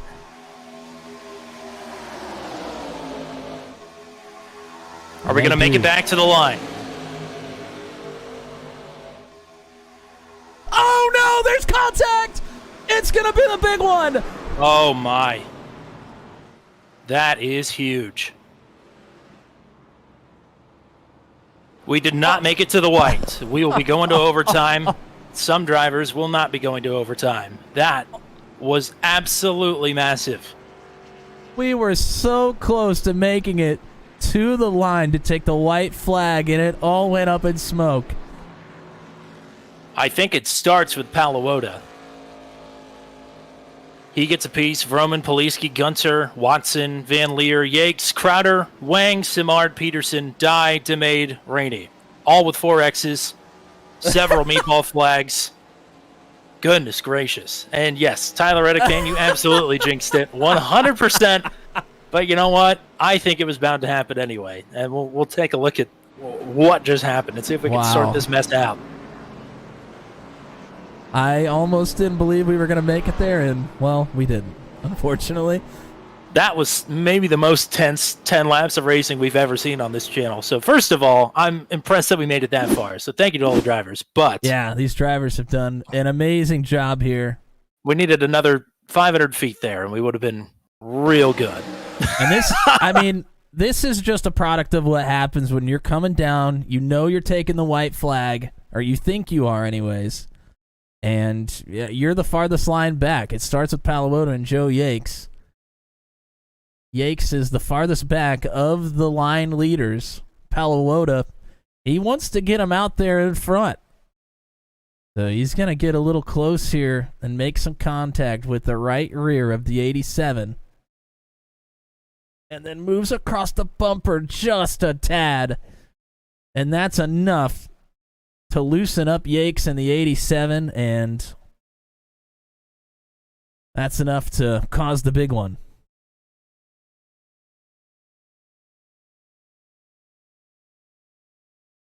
Jan Van Leer sideways, and then on the lid. A bunch of drivers down here on the bottom. Ryan Dye, JJ Wang, Luke Peterson's down there. Dakota DeMade, who's been pretty quiet after his first incident. Unfortunately, he's got big damage again. Brody Gunter, Andy Poliski. I mean, so many drivers that have been up front for a majority of this race at this point, and all of a sudden, they have to reset with only 2 laps to go. Only 4 meatball flags out of that, if you can believe it. Brody Gunter has cleared his. JJ Wang has cleared his. Joe Yakes has cleared his. Unfortunately, as of right now, Jan Van Leer has not cleared his, which tells me he may not have a fast repair. I'll tell you what I can believe. Just about anybody that has damage is going to go in and use a fast repair if they have it on this one. I think, in my mind, you're thinking to yourself, this is probably going to be the last one. Of course, we could have another opportunity or two for another green-white checkered, but I think you have to lay all the chips on the table here. If you have any sort of damage and you have a fast repair left, I think you come down and use it.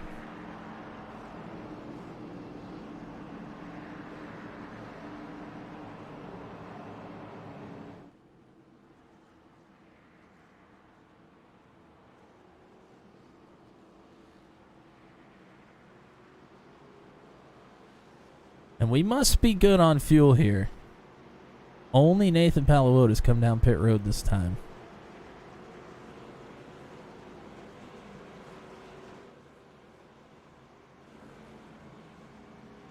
Other than drivers with damage, as we mentioned previously. Well, you mentioned how good a luck Jeremy McKinnon has had here of late, and obviously it takes some skill to do what you have to do here at the super speedways, but I think you could chalk that one up to a little bit of luck for sure, because McKinnon makes it through that. Most everybody else does not, save for a couple people with some scrapes and bruises, I'm sure. Oh. Whoa. What has just happened here to Paul Ellison? Yeah, I don't know what happened to Paul Ellison there. Oh, my. I'm going to back it up. Whoops. And seemed to be, I don't know, maybe some issue with equipment or something. Not really sure here. He did say whoops over the radio. Looked like he just hit the, maybe mashed on the brakes and the car loosened up on him and went straight up the racetrack. I'm not sure. Well, it doesn't look like the damage is too bad, so I don't think that spells any sort of trouble here for the outside line, but certainly not an ideal spot to be in here coming to potentially the final 2 laps of this race.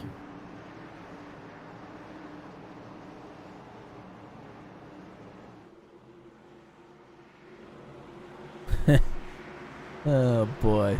Look at some of the drivers that have reappeared to the front of the field there. They were up front to start this race.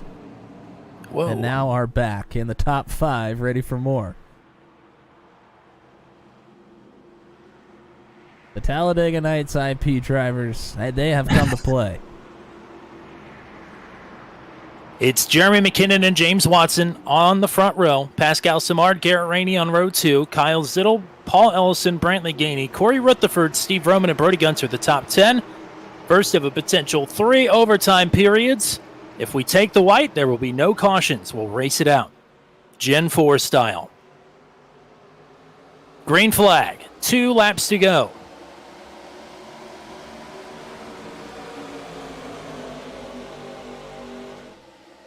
A lot of separation up front here. This is going to be interesting.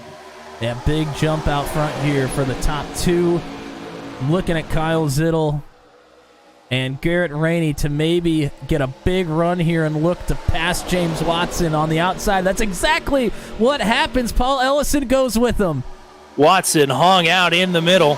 Not out of it yet, but a big run here from the Alabama gang at Talladega.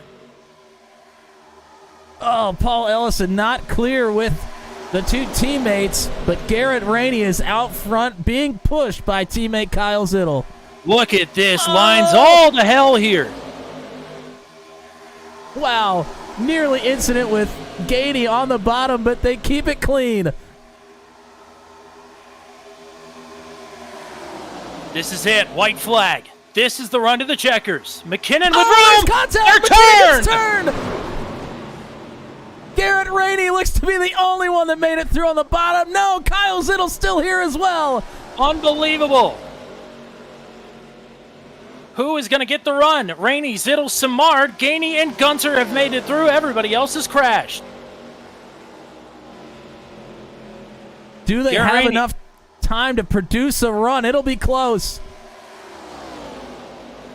Zittel closing the gap. Is he going to make a move?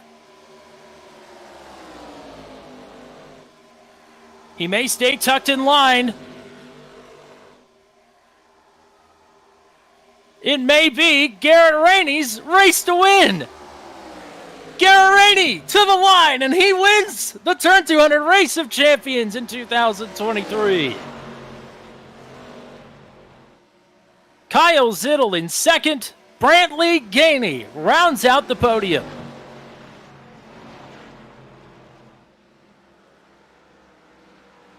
Oh my.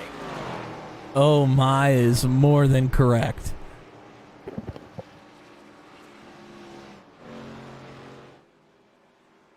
Massive incident just after we took the white flag. Only a few drivers made it through. Garrett Rainey is able to edge out Kyle Zittel. The 2 of them got to the front together. And boy, did they need it.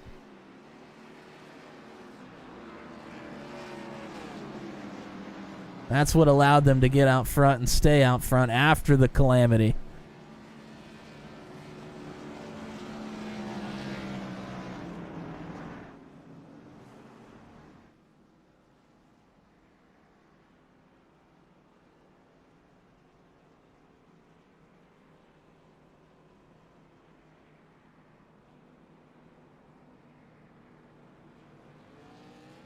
Here he is, folks. Garrett Rainey, he's going to burn it down with contact. On the ticker, 0-time Venom Truck Series winner. But I don't think it matters to him at this point. He's taking home a massive prize here with a Turn 200 2023 championship race. $200 and a free-to-enter race for Garrett Rainey. That's his second win on the channel. Won a recruitment race for Truck 200 at iRacing Super Speedway. But they don't get much bigger than this.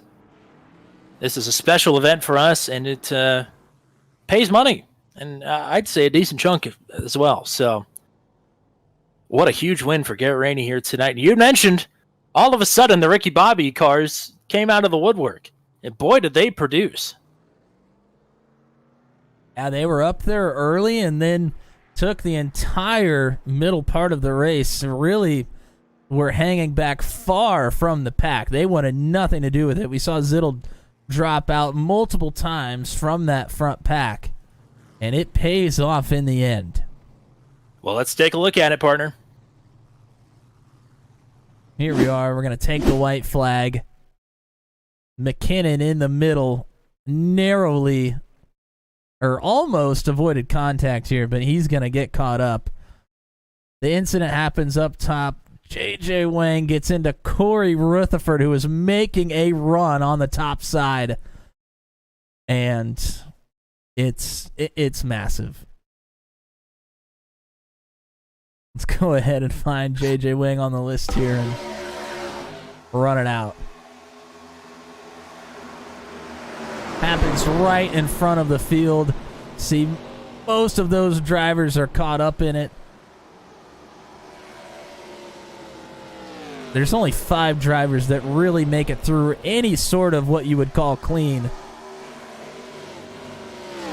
Debatable.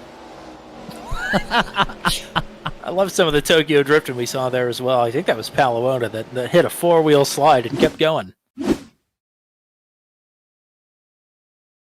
We could look at this all day. I want to take a look at what Josh Heggie saw from the cockpit. He was at the back of the field here.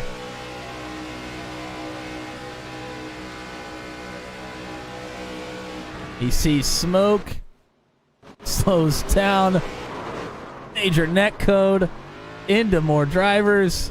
You see all the carnage in front of him. He's trying to keep the pedal down. Boy. Zittel and Rainey out front here. We'll just go ahead and play it all the way through. I thought Zittel would try to make this run a little bit earlier. Well, Kyle Zittel, go ahead. Well, he ended up getting behind Rainey, I think, for a little too long. I think if he would have just jumped out, he might have had a better shot. But none the wiser. If you'll recall, Kyle Zittel was sort of had a similar fortune bestowed upon him at Daytona in the Truck 200 race there in Season 1, but he was the beneficiary. So maybe paying it back a little bit. Maybe he did want the run and the win there. I was going to say it's a pay difference of $195 from his win at Daytona to what could have been this win. But the win tonight belongs to the G-Man, the Rain Man, Garrett Rainey. What a win for him. Congratulations to him. We'll talk to him here momentarily. We will also talk to Kyle Zittel in second and see just what he was thinking there on the final lap. And Brantley Gainey. We'll get a word in with him as well, much to the delight of Lindsey G, I'm sure, and anybody else from the Gainey gang that's hanging around here tonight. Pascal Simard is tonight's hard charger. So on top of the prize money, he will earn a paint scheme courtesy of CGR Graphics and Corey Rutherford. Nice job here, plus 17 for Samard. Bertie Gunter will round out your top 5. $10 courtesy of Hunter Leach, PGA Tour Professional, to Nathan Palamoda and Ryan Dye in 6th and 7th. Hunter Engrave, after a front row start, was pretty quiet all night here tonight, but he sneaks through for an 8th place finish. The Demigod, Dakota DeMaine, and James Watson. Nice little open wheel contingent here, 8th, 9th, and 10th in the finishing order. Luke Peterson in 11th, Josh Hagee in 12th, Zach Flem in 13th, Paul Ellis in 14th, Steve Roman in 15th, Andy Poliski, Jeremy McKinnon, Corey Rutherford, JJ Wang, and Ashton Crowder. The finishers of this race, Joe Yates does not finish this race. Jan Van Leer will finish this race 1 lap down, and Matt Schlosser, I believe, DNF as well in 23rd. They all get something here for racing tonight. We greatly appreciate all of them for coming out, and I'm sure these guys maybe have some appreciation for us. We'll find out what Brantley Gainey's thinking here. As a 3rd place finish, sort of falls in your lap there, but you have to be in a position to execute to make it through whatever that was. And partner, you did just that. Congrats on the podium here tonight. Oh, thanks, guys, man. That was 10% skill, 90% luck on that last lap. I can tell you that. What was the concentrated power of will, though? That's the real question. Well, when Paul spun down in front of me, I said, "Well, sorry, Paul, I'm just going to drive through you," and it worked out for the best. I feel like I was involved in some way in every single caution. So I was going to say, notably, I think the 2nd or 3rd caution of the race you were most certainly involved in, and a bit quiet there until you and Jan started picking your way up through the field there. But I mean, what else can you say about a night like tonight? It was calm, kind of, until it wasn't, and then it was never calm again. Yeah, I think the first 3 or 4 cautions were from the lead. I was up there, and it just it felt like me and Steve got hooked together, and I was turned left, and it was just going to the wall. So these things were pushing real hard out of 2 and going into 3. Matt, what do you got here? Oh, congrats on the podium finish. I wanted to kind of ask, we got a bit of a hodgepodge of drivers from all of our series that we broadcast for here on Turn 200. What was it like trying to figure out some new names, new faces, figure out how they were going to stack up and intermingle with some unfamiliar people and drivers here throughout the night? You could definitely feel there was a little bit of I'm not going to say inexperience, but you get those big runs in these cars, and the temptation to go 3-4 wide is super tempting in these things. And for the most part, considering that not having a race with some of these guys, we held it together for the most part. These cars are kind of shaped like I don't even know what they're shaped like, but it takes nothing to get underneath the rear bumper and send somebody for a ride, as we found out. You know, it's an interestingly designed vehicle. You can't really put a shape on it. It just, the shape doesn't exist that describes this car. It's certainly one of a kind, as are you, partner. I'm glad we got to talk to you here tonight. Glad we can get you a little money here tonight as well. An awesome podium run. I know you got people you want to thank here, so we'll leave you to it. Yeah, always thank my wife and kids for allowing me the solitude, as well as the mental fortitude to do this on my free time. And big shout out to Insert Coin Racing.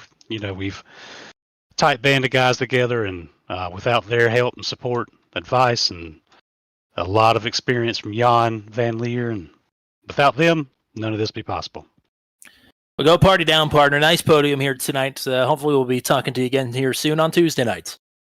Thanks, guys.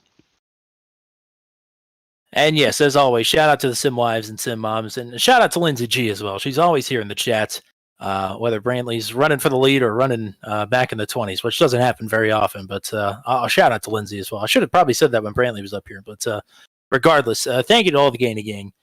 And now, from Gainey, we go, not to Rainey, as I almost dragged him up. We'll go to Kyle Zittel.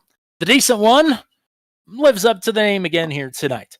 A pretty decent run here at Talladega.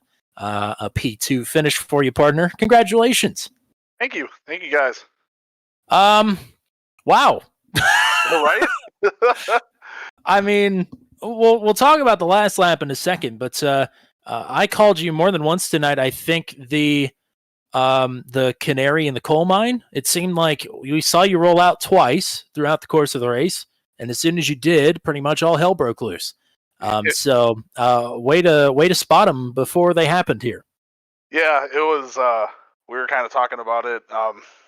It happened the first time, and we kind of all just laughed and whatever. And I said, Garrett had pulled out 2 laps before I even thought about it or anything, and then they wreck, and then I do it again, and I'm kind of just waiting. And we were talking about, when it was time to go, and every time we came around turn 2, I'd look, and it's 3 wide, 4 deep, and it's just like, all right, well, I think it's time we just wait, and probably a good thing that we sat around and waited. I would say so, but then there comes a point in time where you can't wait anymore. You have to go. And it seems like, at least in the last few Venom Truck Series races, I know you feel the same way. Whenever you've pushed your way up into the pack, recently it has not paid off for you. But it's the move that you have to make. Tonight, it works out for you. Yeah. Yeah, it was, by the time we said, okay, we got to go, we started making a little bit of moves. Our tires were worn out, and we got up to the wall once, and Garrett actually ended up in the wall and fell back a little from me, and I kind of just kept making moves, and I was still waiting for what was going to happen, and luckily when it did happen, we had space to get out of it. Paul pushed me through it. I look back, and there's just Calamity, and there's this green car behind me. I think I said his name about 4 times, and he goes, "I wasn't going to hit you." And I'm like, I'm not worried about you hitting me. I'm worried. This is elation that we made it. Well, Matt, what you got? Well, yeah, just a massive congrats on the P2 here, and you kind of went through it. It ended up paying off. I'm sure when we were coming to what was going to be the original white flag, and it looked like we were going to make it to it, what was going through your mind? A little disappointed you didn't get up there a little bit earlier, or were you content to sit there and you knew something was going to happen? Pretty good feeling that something was going to happen. It's Talladega. We're 3 wide. It's definitely not. It's a testament to a lot of us that we all run 3 wide for that long while we kept sitting waiting. And it really wouldn't have surprised me if we took the white flag, came all the way back around and wrecked at the line and had a Calamity across the line, and then we all look at each other and go, oh well, that's what happens. But luckily we had a shot. And you had a shot there. Were you riding or were you pushing there? Did you want the win? Screw Garrett there at the end. So, we for the Venom Truck Series, we go back to the very first time we ever got broadcasted, and I was in the lead of Daytona, and Paul's on my outside. He goes, "Go," and me and Paul are teammates at the time. He drops down behind me. He pushes me. I never get challenged or anything. I've been pushed to wins while the field wrecks behind me before. Luke has done it for me in officials. Ryan did it for me once. I did it for Ryan. I pushed Ryan. Garrett out in front of me. Seeing Garrett win makes me way happier than me winning. I win at super speedways and officials when nobody's watching. I like seeing my friends and my teammates and all that win. When it was me and him, I was yelling, "Go. Just go. There's nothing coming behind you." And he said, "You could have passed me." And I said, "Yeah, I could have. But, forget it. I don't need it. I'd much rather finish 1-2 where, it looks good and we have fun doing it." Well, that is a beautiful sentiment. But next time you do that, you can at least make it a photo finish if you're going to finish second. I tried to. Once we got out of the tri-oval and I knew I wasn't going to be able to get past him, I moved up to make it look a little better. Well, he needs to drag the brake next time then. 59 1,000ths is close, but it's not close enough. No, seriously, though. That's nice run here tonight. Always enjoy getting you up here in the booth. And you're always a threat to get these done, and we get to talk to you finally after a string of real bad luck of late. So, Been a while. I know you got people you want to thank and shout out here, so have at it. Yeah, shout out to my wife, of course, putting up with all my nonsense all the time. Shout out Alabama Gang, Super Kick, Garrett, Luke, Paul, everybody from the Venom Truck Series that was here. You guys, absolutely, for putting all this together, for being with us and being with all these other series, bringing us all together. Yeah, it was a ton of fun. I love it. Well, you made the investment in us initially to bring us on for the Venom Truck Series Season 5. You get some of your investment back here tonight, but you had to earn it. So, Right? Well earned, though, and well deserved as well. The decent one here with a more than decent finish as we come to expect from you. Nice job. Go party hard. We'll talk to you again here soon. Thank you, gentlemen.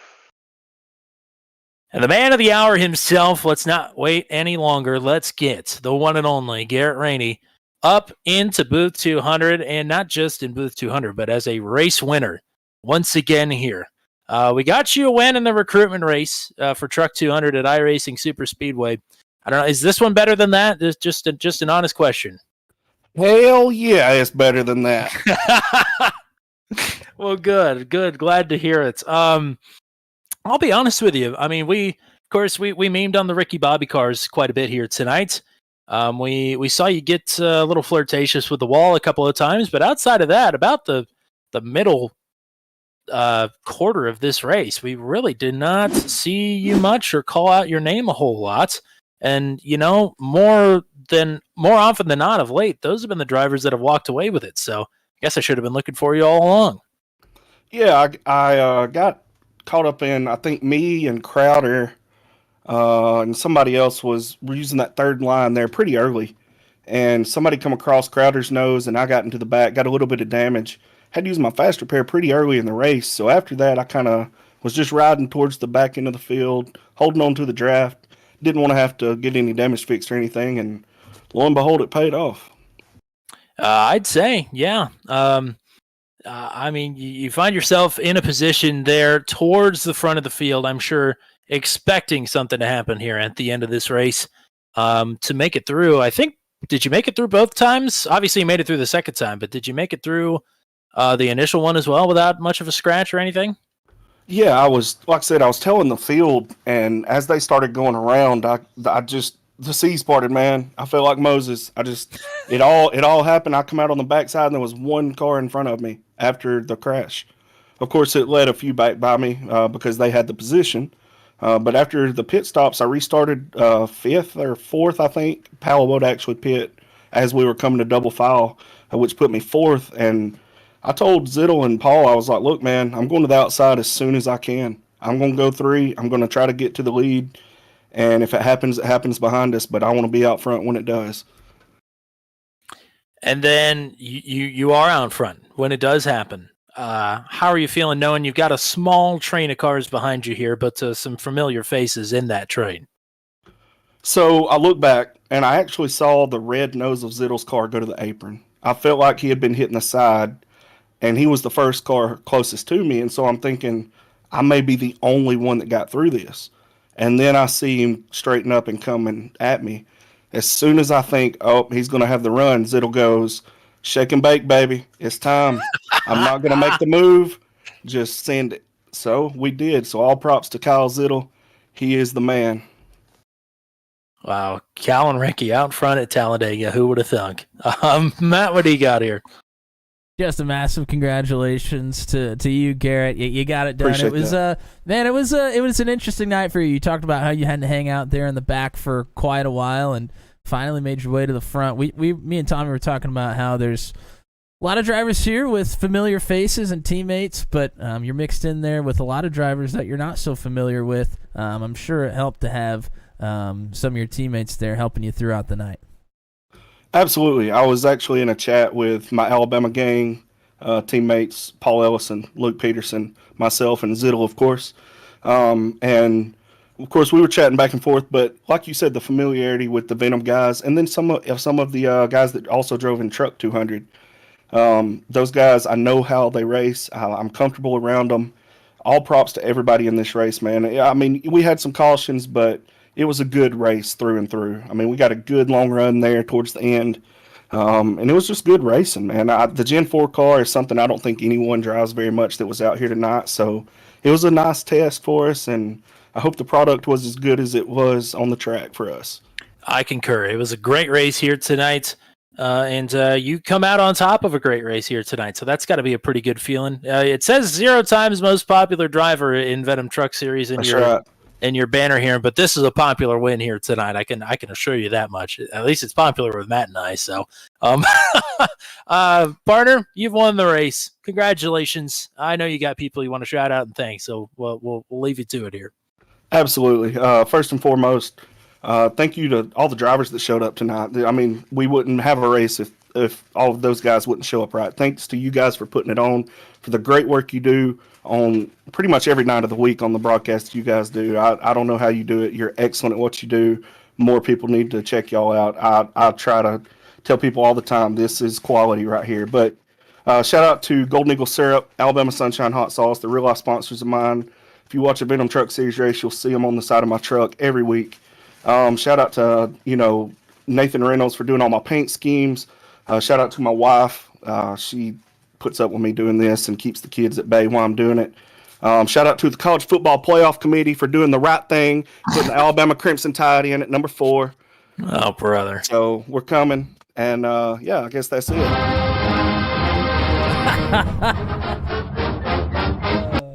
I should have expected that, but you know what? It's your right. You've earned it here tonight.